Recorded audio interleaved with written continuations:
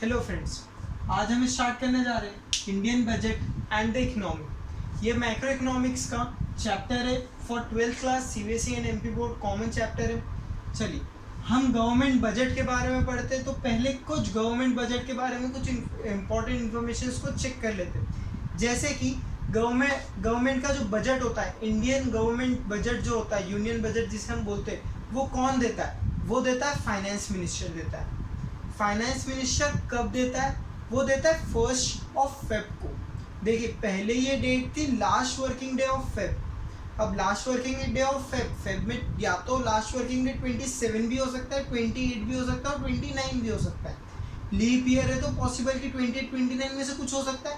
Normal years है तो 27 28 में से कुछ भी हो सकता है।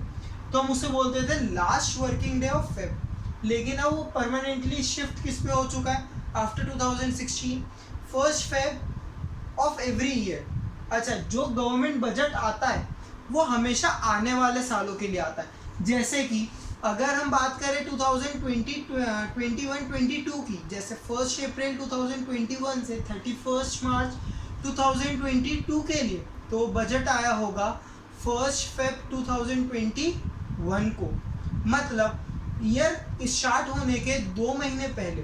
तो ऐसा क्यों भैया? जो इस साल का बजट है वो इस साल का हमारा यूनियन एक्ट कहलाएगा। तो जो एक्ट है, जो हमारा फाइनेंस एक्ट है, जो फाइनेंस एक्ट बनेगा, उसे पास करने में पार्लियामेंट में उसे सबकी सहमति दिलाने में समय लग जाता है। तो इसीलिए हमने ये टाइम टेन्योर एक्स्ट्रा लेके चलते हैं, ताकि इफेक्टिवली फ्रॉम 1 अप्रैल हमारा जो फाइनेंशियल ईयर होता है सारी पॉलिसीज को हम अप्लाई कर सके। अब देखिए इस साल जो हमारा बजट आया वो किसने दिया? निर्मला सीतारमन जी ने दिया, जो हमारी फाइनेंस मिनिस्टर है। और वो इस बार का मतलब फर्स्ट टाइम ऐसा हुआ था कि वो डिजिटल बजट हमारी कंट्री में आया था। पार्लियामेंट्स लग नहीं रही थी, तो जो भी आया था सब डिजिटली हुआ था। तो ये एक डिजिटल बजट था। चलिए फिर हम चलते हैं कि गवर्नमेंट बजट होता क्या है। गवर्नमेंट बजट क्या होता है? Statement of expected receipts. देखिए यहाँ पे रिसिप्ट्स वर्ड इंपॉर्टेंट है, यहाँ पे रिसिप्ट्स वर्ड इंपॉर्टेंट है और एक्सपेंडिचर वर्ड इंपॉर्टेंट। तो statement of expected receipts and expected payments, expected expenditure of the government that reveals the government policies. देखिए government policies to achieve growth and stability. Important words क्या है definition के? पहला है expected receipts, expected expenditures, फिर आया budgetary policies, achieve growth and stability. ये हमारे बजट का कॉमन ऑब्जेक्टिव होता है, ग्रोथ एंड स्टेबिलिटी। किसी भी कंट्री का एक सिंगल मोटिव है, ग्रोथ एंड स्टेबिलिटी। कौन सी कंट्री पीछे रहना चाहती है और कौन सी कंट्री कम होना चाहती है? कोई सी भी ऐसी कंट्री नहीं जो सोच रही हो यार हमारी इकोनॉमी इतनी बढ़ गई कम हो जाते, नहीं, हर बार वो ग्रोथ की बात कर रहे हैं। ठीक है, तो चलिए स्टेटमेंट समझते हैं कि यहाँ पे जो रिसिप्ट वर्ड है उसे हम डिटेल में पढ़ेंगे, जो एक्सपेंडिचर वर्ड है वो डिटेल में पढ़ेंगे। अब जब आप डेफिनेशन लिखेंगे तो आपकी डेफिनेशन में 1 2 3 4 वर्ड्स, ये 4 जो इंपॉर्टेंट वर्ड्स है, जो अंडरलाइन है, ये इंपॉर्टेंट है, ये होना चाहिए। और सिंपल से रिसिप्ट्स, एक्सपेंडिचर, उसके बाद आया आपका बजटरी पॉलिसीज और आया growth and stability, to achieve growth and stability. अगर आपकी डेफिनेशन में 4 वर्ड है तो आपकी डेफिनेशन कंप्लीट है। चलिए अब देखिए कि ऑब्जेक्टिव क्या होता है। ऑब्जेक्टिव क्या होता है गवर्नमेंट बजट का, कि गवर्नमेंट बजट क्यों लाती है? पहला सबसे कॉमन ऑब्जेक्टिव नेशनल इनकम वाला, जीडीपी का ग्रोथ रेट। जीडीपी हमेशा बढ़ी भी चाहिए।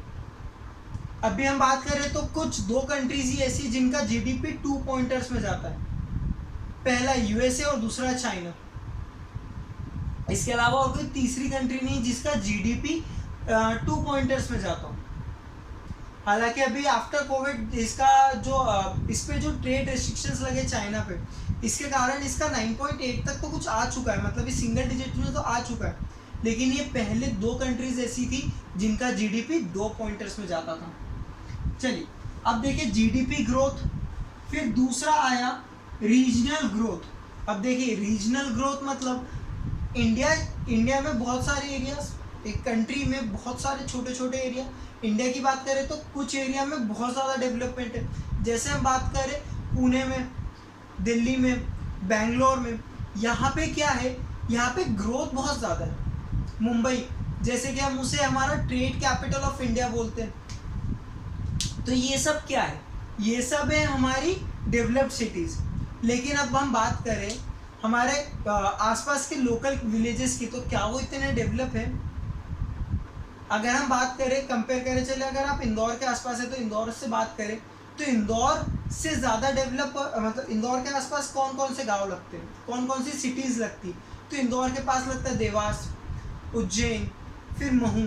फिर ये क्या हुआ कि क्या ये तीनों सिटीज़ इंदौर से ज़्यादा डेवलप है क्या? नहीं, ये इंदौर से कम डेवलप है। तो गवर्नमेंट क्या बोलती कि इंदौर पे तो हम फोकस कर ही रहे, साथ ही साथ इनके आसपास की सिटीज़ पे भी और फोकस करेंगे। तो रीजनल ग्रोथ, हर स्टेट के ऐसे रीजन्स पे जाना जहाँ पे अभी भी ग्रोथ प्रॉपर नहीं। जब हम 2014 में इलेक्शन हुए थे, तब जब फर्स्ट टाइम पार्लियामेंट में जब रिपोर्ट आई थी, तब कुछ पता चला था हमें कि 1000 गांव ऐसे जिनमें अभी तक बिजली नहीं पहुंची थी। उस टाइम मतलब 2014 तक बिजली नहीं थी।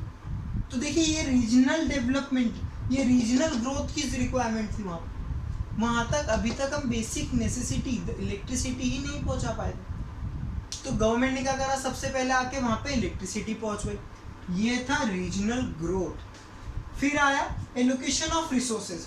अब एलोकेशन ऑफ रिसोर्सेज, आपने सुना होगा कि नागपुर के ऑरेंजेस बड़े अच्छे होते हैं, ठीक है, कश्मीर के सेब बड़े अच्छे होते हैं। चल, तो भैया क्या सारा सेब कश्मीर वाले खा जाए, सारा सेब नागपुर वाले खा जाए?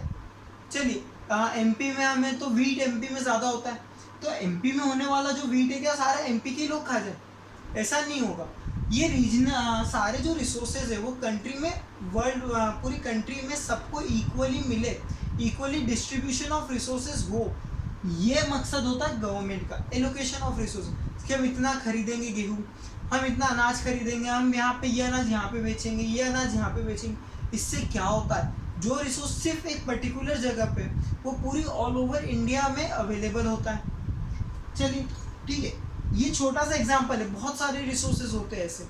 जैसे कि फंड्स, जो गवर्नमेंट फंड्स देती है वो एलोकेशन ऑफ रिसोर्सेज, वो भी एक तरह का रिसोर्सेज है, ठीक है। फिर आयरन और, ये सबसे इंपॉर्टेंट रिसोर्सेज है। कोल, हर जगह कोल माइन्स थोड़ी ना है, किन्हीं पर्टिकुलर स्टेट्स में कोल माइन है, तो वहाँ से पूरे इंडिया में कोल डिस्ट्रीब्यूट होता है। चलिए फिर हम बात करते हैं redistribution of income and wealth. देखिए हमेशा हम जब भी बात करेंगे इनकम की तो वेल्थ के साथ करेंगे। इनकम एंड वेल्थ, इनकम अलग होती है, वेल्थ अलग होती है। वेल्थ रिप्रेजेंट्स योर कैपिटल जो आपने क्रिएट करा है, लेकिन इनकम जो हर साल आप अर्न करते हो। तो redistribution of income and wealth. अब देखिए अगर हम बात करें इंडिया के सबसे रिचेस्ट पर्सन की, अंबानीज की, तो अंबानी के मुकाबले जो एक मजदूर है वो बहुत ज़्यादा कम कमा रहा है। उनकी जो पर मिनट की कमाई है वो उसकी एक महीने की कमाई है। अब देखिए कितना डिफरेंस है पर मिनट और पर मंथ, ह्यूज डिफरेंस। तो यहाँ पे गरीब बहुत ज़्यादा गरीब है और अमीर बहुत ज़्यादा अमीर है। तो ये जो गैप में डिफरेंस आता रहता है, तो इसके लिए क्या करते हैं, गवर्नमेंट पॉलिसीज लाती, जैसे कि जो गरीब लोग हैं उन्हें अच्छा पढ़ाएगी, ताकि जो पढ़ाई के बाद अगर कोई बच्चा पढ़ लिया लिख लिया तो बाद में अच्छी जॉब करेगा तो वो अपने परिवार की गरीबी को दूर करेगा।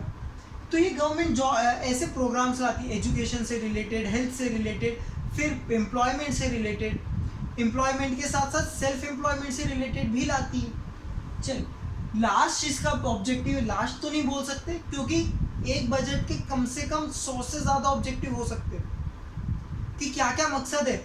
और क्या एक कंट्री के सिर्फ 5 बेसिक ऑब्जेक्टिव होते हैं? नहीं, बहुत सारे ऑब्जेक्टिव होते हैं। तो ये कॉमन 5 है जो हर बजट में मौजूद होते हैं और जो टॉप 5 में ही आते हैं। चलिए दूसरा है एम्प्लॉयमेंट अपॉर्चुनिटीज़। एम्प्लॉयमेंट अपॉर्चुनिटीज़ बढ़ाना।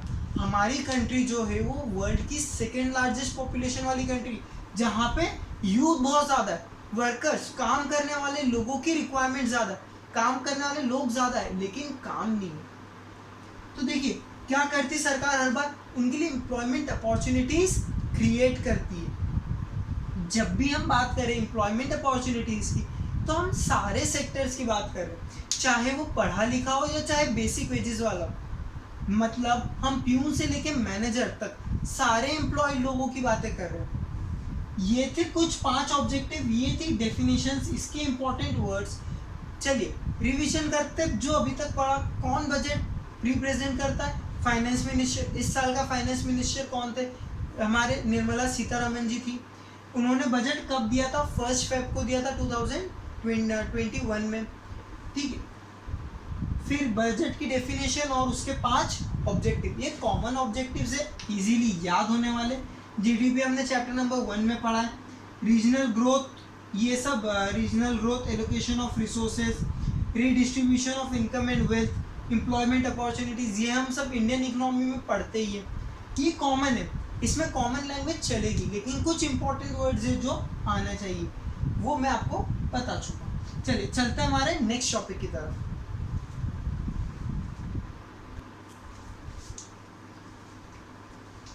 चलिए तो अब हम पढ़ते हैं components of budget. Components of budget, components जो हमने स्टार्टिंग में रिसिप्ट्स और एक्सपेंडिचर को कैपिटल में और अंडरलाइन करके लिखा था, तो उसी से बने इसके 2 components, budget receipts and budget expenditure. अब एक्सपेंडिचर हम पढ़ेंगे, पहले हम पढ़ेंगे रिसिप्ट्स। तो रिसिप्ट्स क्या? Budget receipts. बजट रिसिप्ट्स 2 तरह की। बजट रिसिप्ट्स मतलब ऐसे खर्चे जो हमारे ऐसी इनकम, ऐसे रिसिप्ट्स जो हमारी बजट में पेश की गई हो। तो चलिए ये 2 तरह की होती है। पहली होती है रेवेन्यू रिसिप्ट्स और दूसरी होती कैपिटल रिसिप्ट्स। तो रेवेन्यू रिसिप्ट्स, अगर इसके नाम से अगर हम देखें तो रेवेन्यू रिसिप्ट्स का मतलब क्या हुआ? रेवेन्यू का मतलब हुआ हर साल होने वाली, जो हर साल होगी इन एवरी फाइनेंशियल ईयर। तो सबसे पहला इसका टॉपिक पॉइंट क्या आया? In every financial year. अब देखिए उसके बाद देखें इन एवरी फाइनेंशियल ईयर के बाद ये कभी भी नॉट क्रिएट एनी लाइबिलिटी, ये कभी भी कोई लाइबिलिटी नहीं बनाती। लाइबिलिटी का मतलब कि हमें इसके बदले हमारे ऊपर कोई भी दायित्व नहीं आते, कोई भी रिस्पॉन्सिबिलिटीज नहीं आती है। ये पैसा आ गया मतलब सरकार का है। और तीसरा हुआ not reduce any capital assets,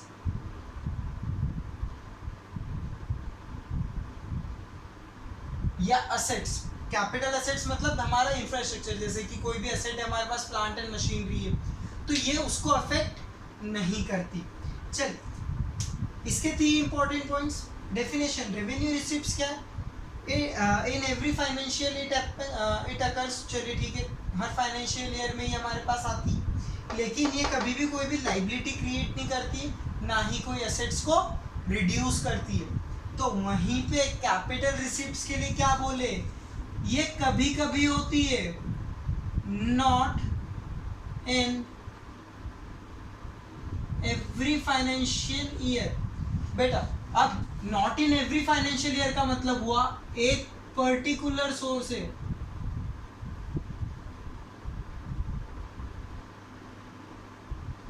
एक पर्टिकुलर सोर्स से।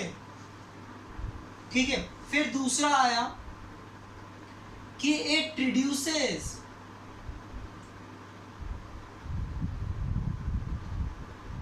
असेट। अब देखना, चलिए हमारे कंट्री की कुछ ना कुछ असेट्स जरूर होगी। अब देखिए रिसिप्ट्स, यहाँ पे एक और थर्ड पॉइंट लिखे हम, इट क्रिएट्स लाइबिलिटीज। देखिए रिसिप्ट्स मतलब पैसा आना जनरली। तो अब हम बात करें तो रिसिप्ट्स, देखिए ऐसा पैसा जो हर साल आ रहा हो, लेकिन उससे कोई भी लाइबिलिटी क्रिएट ना हो रही हो, और ना ही हमारे कोई एसेट्स कम हो रहे हो। जैसे कि टैक्सेस, गवर्नमेंट के पास आने वाले सारे टैक्स, उनसे हमारे लिए उनकी कोई लाइबिलिटी क्रिएट नहीं हो रही, वो हर साल आ रहे हैं हमारे पास, और ना ही हमारी कोई वो असेट्स को कम कर रहे हैं। उसी तरह फाइन जो पुलिस वाले लेते हैं हमसे, ठीक है। फिर फाइन और हम कहा देते हैं, जैसे कि हमने कोई रजिस्ट्रेशन करवाया, वहाँ पे फाइन दिया गवर्नमेंट को, हमने गवर्नमेंट को इंटरेस्ट दिया, गवर्नमेंट से लोन लिया था, गवर्नमेंट को इंटरेस्ट दिया, फाइन्स। चलिए फिर आते हैं हम कैपिटल रिसिप्ट्स पे। कैपिटल रिसिप्ट्स जो हर साल एक ही पर्टिकुलर सोर्स से नहीं होगी, ठीक है, लेकिन वो कोई ना कोई एसेट्स को कम जरूर करेगी। जैसे कि हमारे पास एक बिल्डिंग थी गवर्नमेंट की, वो बेच दी, एसेट कम हुई, लेकिन उसके बदले पैसा आया, रिसिप्ट तो है। देखिए, लेकिन क्या आप उसी सेम बिल्डिंग को नेक्स्ट ईयर बेच के फिर से पैसा ले सकते हो क्या? नहीं, एक बार बिक गई तो कहाँ से? तो not in every financial year from a particular source. अब दूसरी बिल्डिंग बेचेंगे तो पैसा मिल जाएगा, लेकिन क्या वही बिल्डिंग बेच के पैसा मिलेगा? नहीं। तो not from a particular source. फिर आया इट क्रिएट्स लाइबिलिटी। अब हमने किसी गांव में किसी बैंक से, सेंट्रल बैंक से या किसी कमर्शियल बैंक से या किसी और कंट्री से लोन ले लिया। देखिए, लोन ले लिया तो पैसा तो आया, हर साल लोन ले रहे क्या एक पर्टिकुलर नाम पे? नहीं, हम कभी कभी लोन लेते। तो हमने जैसे लोन लिया तो हमारे ऊपर एक लाइबिलिटी क्रिएट हुई, हमारे ऊपर एक लाइबिलिटी क्रिएट हुई, और लाइबिलिटी क्रिएट हुई और पैसा बढ़ा, मतलब कैपिटल रिसिप्ट्स आए। कैपिटल रिसिप्ट्स बस इतना सा कॉन्सेप्ट है, कैपिटल रिसिप्ट्स बस इतना सा कॉन्सेप्ट है, लेकिन रेवेन्यू रिसिप्ट को अभी भी हम फर्दर डिवाइड कर सकते। तो हम रेवेन्यू रिसिप्ट को डिवाइड करेंगे दो हिस्सों में।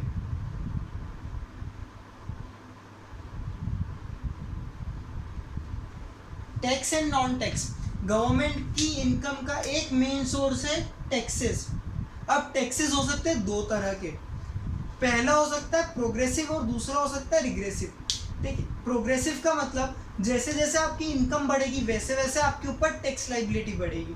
जैसे अभी हमारा जो टैक्स स्लैब है वो क्या बोलता है, 3 लाख तक कोई टैक्स नहीं है, 3 से 5 में 10% का, 5 से 10 में 20% का, और 10 से ऊपर 30% का। तो ये क्या था, ये प्रोग्रेसिव है, ये प्रोग्रेसिव है। लेकिन अगर हम वही बात करें रेस्टोरेंट्स की, तो रेस्टोरेंट में लगने वाला जो जीएसटी होता है, अब वो चाहे गरीब खाए चाहे अमीर खाए, उन्हें 18% का टैक्स देना ही देना है। चाहे वो 100 रुपये का खाए चाहे वो 10,000 का खाए, उन्हें 18% का टैक्स देना ही पड़ेगा। वो हो गया रिग्रेसिव। रिग्रेसिव टैक्स हमेशा गरीबों पे ज़्यादा इफेक्ट करता है। अभी देखिए, अगर इनकम टैक्स भी रिग्रेसिव हो जाता फिक्स परसेंटेज, तो जो 1000 कमा रहा है, उसे भी 10% देना है, मतलब उसके पास बचे कितने, 900। और जो 1 करोड़ कमा रहा है उसको भी 10% देना है, मतलब कितना देना है, जो 10 करोड़ कमा रहा है उसको 1 करोड़ देना है, उसके पास अभी भी 9 करोड़ बचे। जब 9 करोड़ बचे तो वो 9 करोड़ हिसाब खर्च कर रहा है, उसके लिए वो भी अमाउंट बहुत ज़्यादा है 9 करोड़ का, लेकिन उसके लिए बेचारे जिसने 1000 रुपये कमाया उसके पास बची ही 900, तो करेगा क्या? उसकी पूंजी बहुत, उसके पास अर्निंग्स बहुत कम है। अब इसीलिए जो हमारा इनकम टैक्स होता है वो प्रोग्रेसिव नेचर का होता है, और जितने भी इनडायरेक्ट टैक्स होते हैं वो सारे रिग्रेसिव नेचर के होते हैं। तो टैक्स एंड नॉन टैक्स, तो टैक्स समझ में आया। अब नॉन टैक्स, टैक्स को छोड़ के अदर देन एनी, जैसे फीस, गवर्नमेंट हॉस्पिटल्स की फीस हो गई, गवर्नमेंट कॉलेजेस की फीस हो गई जो गवर्नमेंट खुद लेती है, तो ये सब हो गया। फाइन्स हो गए हमारे, इंटरेस्ट हो गया, गवर्नमेंट को मिलने वाला डोनेशन हो गया। हाँ, डोनेशन एक नॉन टैक्स रिसिप्ट है गवर्नमेंट की। अच्छा, जिसने डोनेशन करा है उसे भी टैक्स नहीं भरना होता, तो it is a non tax receipt. ठीक है, अब ये सिंपल है, जो टैक्स नहीं है वो सारा यहाँ पे, और जो टैक्स है वो यहाँ पे। तो अब टैक्स हुआ दो तरह का, डायरेक्ट टैक्स और इनडायरेक्ट टैक्स।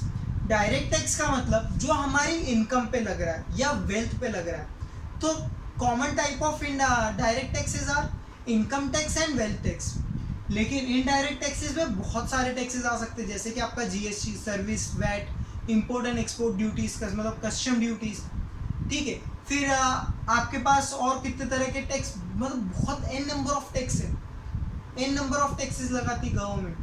तो ये सारे टैक्सेस हो गए इनडायरेक्ट टैक्स। हमारी कंट्री में सिर्फ 2 ही तरह के डायरेक्ट टैक्स है, इनकम टैक्स और वेल्थ टैक्स।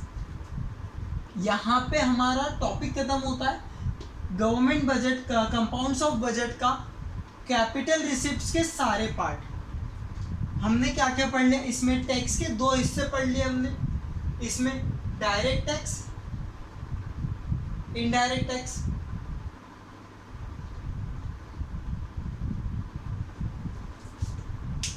हमने receipts, revenue receipts, capital receipts पढ़ ली, इनके कुछ इंपॉर्टेंट पॉइंट्स पढ़ ली, इसके कुछ टाइप्स पढ़ ली।